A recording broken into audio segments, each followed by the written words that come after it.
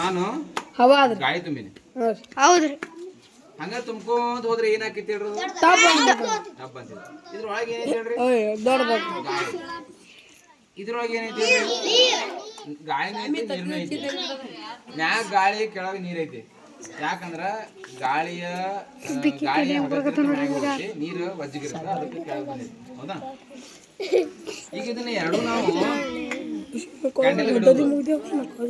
ಯಾವ್ದು ಹೊಡಿತೈತಿ ಯಾವ್ದು ಹೊಡಿತಿಲ್ಲ ಅದ ನೋಡೋಣ ಪ್ರಯೋಗ ಮಾಡಿ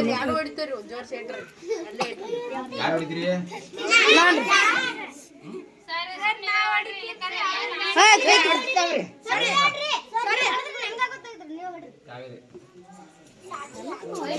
ಫ್ಯಾನ್ ತಗೊಂಡ್ಬಿಡ್ರಿ ಹಂಗ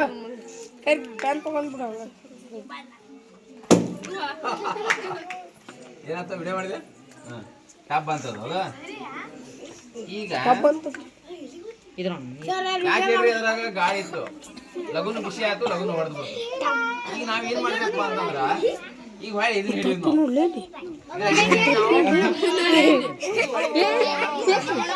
ಎಲ್ಲ ನೀರು ವರ್ಷಿನಾಗ ಎಲ್ಲ ನೀರು ವರ್ಷಿನ